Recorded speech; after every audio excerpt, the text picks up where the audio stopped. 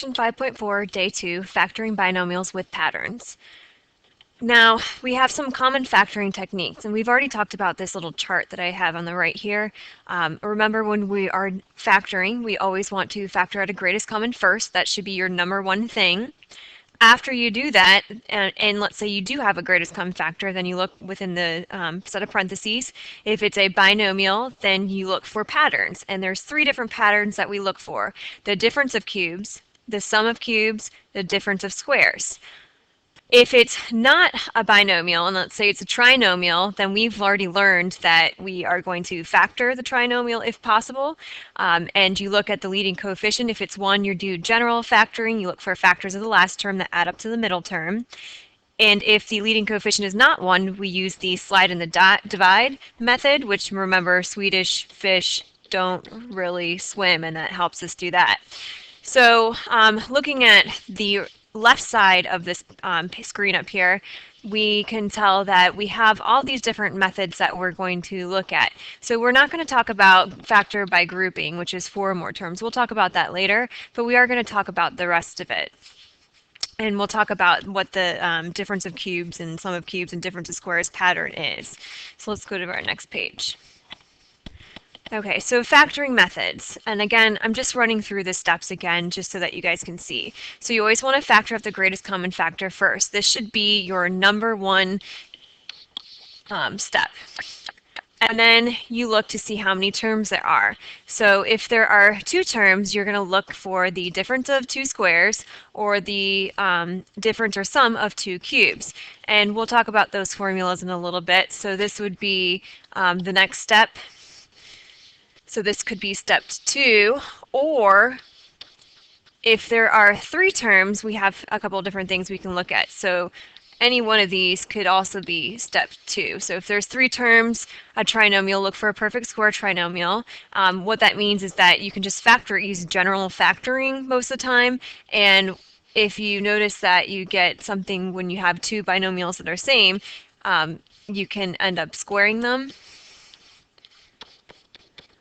And we call this a perfect square trinomial because if you were to make a square out of it, you would have x plus 3 on this side and x plus 3 on this side. And since they're the same and you can square them both, that's why it's a perfect square trinomial. If there are 3 terms and not a perfect square trinomial, you just look for factors of the third term whose sum equals the middle term, which we've done before. And if there's a trinomial with a number in front of the x, use the slide and divide rule. And so here are the steps for the slide and divide rule. And again, we've already talked about that before. So I wrote that in words, and then I also made another flow chart to kind of look at all the steps. So step 1, look for the greatest common factor, and then how many terms do you have? And again, we're not going to look at this one today, but eventually we'll do that one. So the difference of 2 squares is when you have 2 terms, binomial, and their minus has to be in the sign in the middle. And so a squared minus b squared, the formula is a plus b times a minus b. The difference of 2 cubes then would be something like a cubed minus b cubed, and the formula for this is going to be a minus b, and then you take the first term and square it, so a squared plus the 2 terms multiplied, and then plus b squared. And again, A and B sometimes stand for numbers, sometimes they just stand for letters or variables, and we'll talk about that too. So then A cubed plus B cubed is going to be the sum of 2 cubes, so that factors into A plus B times A squared minus AB plus B squared. And so you really need to know the signs for these terms. Notice if it's a minus right here, then this is a plus and a plus for this sign. And right here, if this is a plus, then notice that this is minus plus. The way that I use that, the mnemonic device I use is SOAP, SOAP. So the S stands for the same sign. So if it's used the same sign, so notice that this was a minus and this was a plus. So in our factored form, we have minus and plus. And then O stands for opposite sign.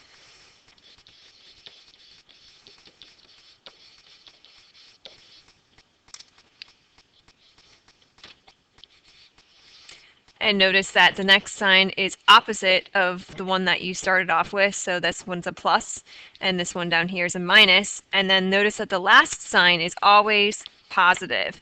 So A and P stands for always, and P stands for positive. And that's an easy way to remember the signs that go for the difference of cubes. So then 3 terms, you do general trinomial factoring. We also have the perfect square trinomial when it ends up being something that you can write like this. And then, of course, factored by grouping. So let's go ahead and jump in and start doing some problems, because that's going to make this a little bit easier to look at some examples. So let's talk about factoring the difference of 2 squares. So again, this is the formula, and you can only do this formula when you have a minus there. It does not work if it's a plus sign. And notice that for this we have a plus b times a minus b. So you have the same a's inside, and also b is the same, and you have the different opposite signs. So if I were to just check this by multiplying, even just to show you, so if I multiply this out by boxing, I get a squared minus ab. This would be ab, and negative b squared. So these cancel out, and you're left with a squared minus b squared. If I tried to do a squared plus b squared, if I tried to factor this using the same formula, it's not going to work. And sometimes I have students think that it's equal to a plus b times a plus b, but this is not true, and I'll show you why that's not true. So I'm going to box it out just so that you guys can see that's not true. So this would be a squared, this would be ab, this would be ab, and this would be b squared. Notice these terms don't cancel out. It's ab and ab, which gives me 2ab, so a squared plus 2ab plus b squared, which does not equal a squared plus b squared. And you know that you can't have opposite signs, because if you have opposite signs, a plus b times a minus b, that would be the difference of squares. So that's why if you see something like this, we cannot factor it. So I'm going to erase that so that it's not in our way for our problems. Now let's look at this first example that we have here. It says we want to factor the difference of 2 squares. We have 16a squared minus 81b squared. Now for this, whenever you look at the numbers, in order to do this, you have to be able to take the square root of the number. So the square root of 16 would be equal to 4. And the square root of a squared, so if you take your variable and divide it by 2, when you take the square root, you get 1, so that would be a. And then the square root of 81 is 9, and the square root of b squared would be equal to b. So that tells me I can use the difference of 2 squares. So you find the terms that are squared, which we did, 9a and 9b. Take the sum of the 2 squares and times the difference of the 2 squares. So notice that what we did for formulas, we have 4a plus 9b and 4a minus 9b. So that was just kind of like in our formula. So this stood for our a squared minus b squared. So instead of a, we use 16a's, and instead of b, we use 81b. So this was our a term minus our b term squared.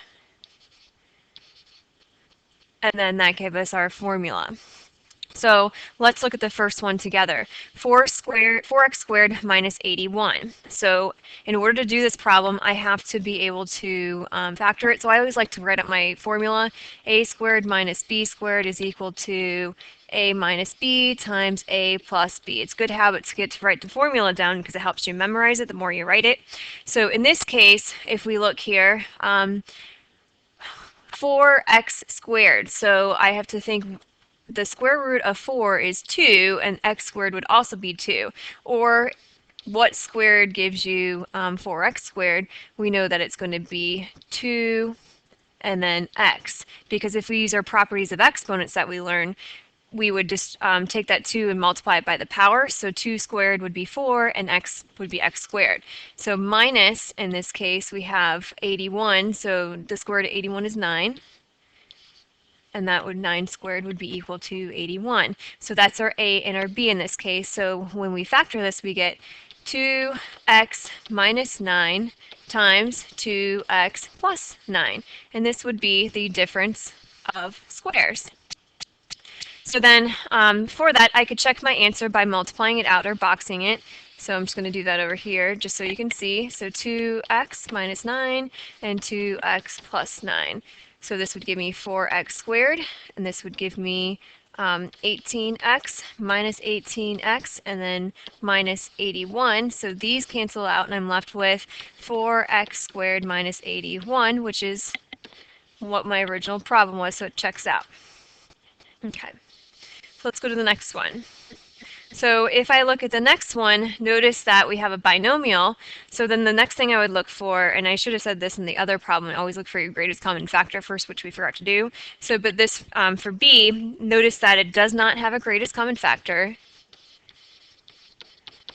And notice that the sign here, it's a binomial, but we have a positive sign there. And so I can't use the difference of two squares if I have a plus sign there. So I know that this isn't going to factor because I can't do 3x minus 1 or minus 11 times 3x plus 11. This would not be equal to what we have right here. This is actually equal to, if you multiply it out, 9x squared minus 121. That would work. And we can't do 3x plus 11 times 3x plus 11 because this would give us a middle term. And so if you were to FOIL that out, you would see that. So in this case, let me erase this so that I can write that this does not factor. So our answer would just stay as 9x squared plus 121. Now for C, if I look at this one, I want to do the same thing. So I want to figure out what squared would give me 9m squared. So I know that the square root of 9 is 3, and m to the second power would give me m squared, minus the square root of 64 is 8, and this would not be n now because notice that we have a fourth power there. So n to what power squared would give me a n to the fourth power. Well, I know that that means that right here would have to be a 2 because I multiply the powers when I simplify that, and that equals n to the fourth. So this would be n squared squared. So now if I fit this into my formula, I have 3m minus 8n squared times 3m plus 8n squared. And then this right here would be my factored form. And if I wanted to check my work, I would, of course, box it or FOIL it out. Doesn't matter what method you use.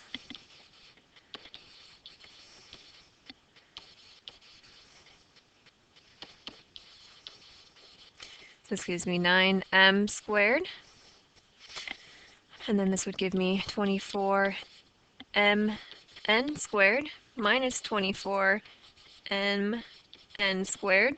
And then this right here would be minus 64n to the fourth power. These cancel out to leave me with 9m squared minus 64n to the fourth, which is my original problem, so it checks out. So you should always kind of think about checking your work as you're doing these. Okay, so you would leave that on your paper, but I'm going to erase it so that I can look at the next thing that we're going to look at. So for this next problem, we're going to look at factoring the sum or difference of two cubes. So for this, you can only have two terms. Of course, you always want to look for a greatest common factor first. So the formulas are right here. This is the difference of two cubes, and the next one is the sum of two cubes. So I'm going to write this is the difference, and this one is the sum. Now, again, remember the mnemonic device that we use. So SOAP. So if this is a minus here, then use the same sign, so minus, and then opposite sign, so the opposite of a minus would be plus, and then always positive. And then for the next one, since this is a plus in the problem, Same sign would be a plus. Opposite of that would be a negative, and then always positive. So that's an easy way to remember your terms. Now notice when we're factoring the difference or sum of two cubes, you end up with a binomial times a trinomial, and that would always be the case. So if we look at, we want to factor 125x cubed minus 216. Now before you can do anything, you have to make sure that you can take the cube root of these, so it's a difference of squares, or difference of cubes and the sum of cubes.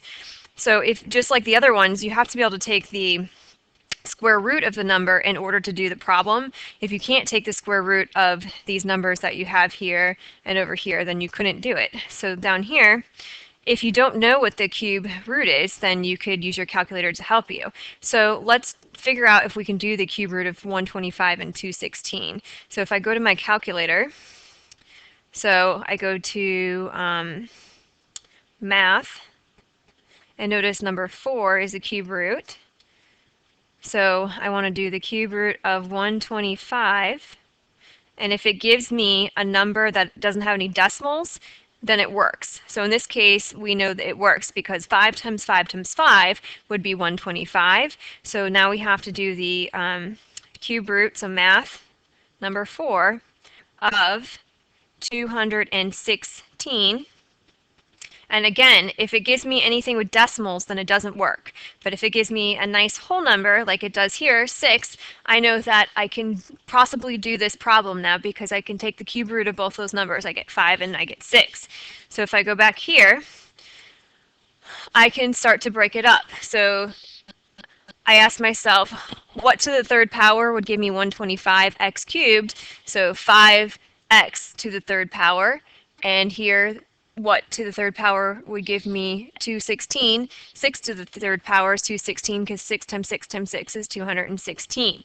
So now we need to use our formula, which is right here. So our formula tells me that since it's a minus first right here, I know that the minus is going to be in my problem first. So we have minus in our problem first. So you do, and I'm just going to write it below even though it's written above. So you take your cubed term, which we took the cube root of, so 5x, and since it's minus in our problem, minus 6. And then I know my signs are going to be, in this case, so same sign, opposite, and always positive. And you take your first term, which is 5x, and square it. So 5x squared means we're doing this. And if we use our properties, that would be 5 squared x squared, which is equal to 25x squared. So that goes in here.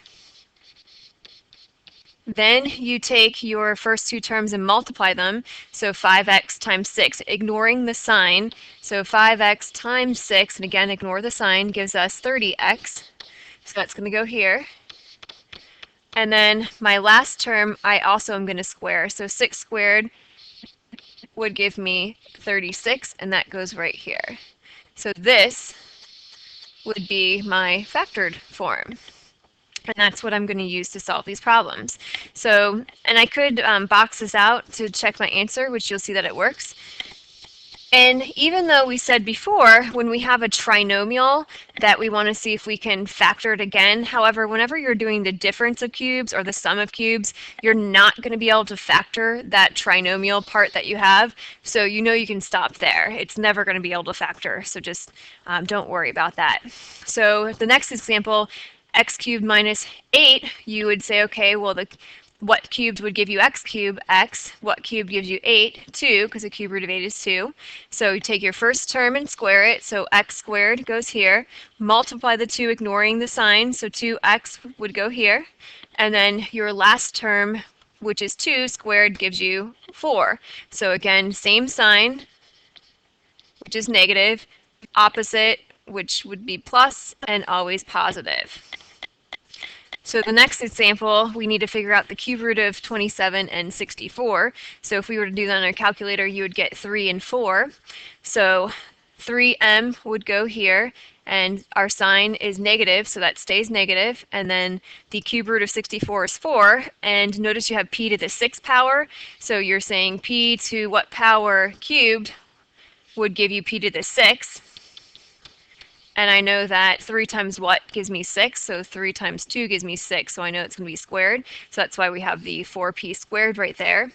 So you take your first term, 3m, and square it. So 3 squared is 9, and m squared is just m squared, so 9m squared.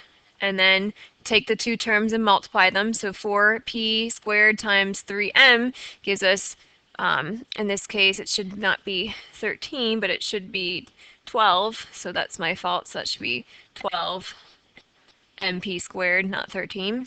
And then your last term, and you're going to square it. So 4p squared all squared gives you 4 squared, which is 16, and p, 2 times 2 is p to the 4th, and that would go right here. So again, you're just following all the steps, so make sure you change that 13 to a 12. So let's do examples A, B, and C. So I look first for greatest common factor, which on A I do not have. Then I have to figure out what's the cube root of 125, which we already did, which we know is 5. So I know I'm going to have a binomial times a trinomial. My sign here is plus, so it's going to be plus, and then so always the same sign, opposite sign, and then always positive. So now we need to figure out the cube root of 125. I know is going to be 5, and we have x cubed, so 5x goes here. And the cube root of 8, if you don't know that it's 2, you could again always do it on your calculator. So just math, number 4, and the cube root of 8 gives us 2. So that's one way if you don't know what it is, because 2 times 2 times 2 is 8. Now we take our first term, which is the 5x, and square it. So 5x squared gives me 5 squared, which is 25, x squared. Then multiply the two numbers, so 5x times 2 gives me 10x. And then the last term squared, so 2 squared is 4. So this would be my factored form. And again, we're not going to be able to factor that trinomial anymore when we do this formula. So that would be the sum of cubes formula. Now let's look at B. So always look for your greatest common factor. So greatest common factor, in this case I have one, which is y, because I have a y in both terms. So really if I factor out that y, I get 64 minus y cubed. Now since I have two terms and it's a cubed, I'm going to try to see if and it's a minus sign, I'm going to try to see if I can use the difference of cubes. So if I go to my calculator, if you don't know what the cube root of 64 is, you can again use your calculator. So go to not matrix, math, and number 4. Delete that. So math, number 4, and we want the cube root of 64, enter, and I get 4, so it does work. So since it's a minus sign, we're going to do the difference of cubes. So we have y in front, and we're going to have a binomial times a trinomial. So this is going to be the same sign, opposite sign, always positive. Now the cube root of 64 we just said was 4, so 4 goes there. And the cube root of y cubed is y. So 4 squared is 16. And multiply the two ignoring the sign, so 4y. And then the last term squared would be y squared. And again, we can't factor that anymore, so this would be my solution. So now let's look at the last one. So for the last one, we know that the cube root of 8 is 2, and if you don't know what the cube root of 27 is, you can go ahead and use your calculator. So I would do the same thing, math, number 4, 27, enter, and I get 3. So the cube root of 27 is 3, so I know this one was 2, and that one's 3. Since it's a minus sign, we're doing the difference of cubes. So set up your binomial times your trinomial, minus, opposite sign, always positive. So this would be 2x, because 2x all cubed gives you 8x cubed. And then this would be 3y. Your first term, square it. So 2x squared gives you 4x squared. Multiply the 2. So this would be 6xy. And your last term squared. So 3 squared is 9. And y squared is y squared. So this would be your solution. And that is the sum and difference of two cubes. So you have to have those formulas memorized. So let's go ahead and do a couple more example problems, which you can just write on a separate sheet of paper or anywhere you have room. So I'm just going to extend this right here. And let's do 2r cubed plus 250. Now, remember that you always want to look for a greatest common factor first. So I look at this and I know 2 is going to go into 250. So of course you would want to figure out, okay, how many times this 2 is going to 250? If you don't know, just use your calculator.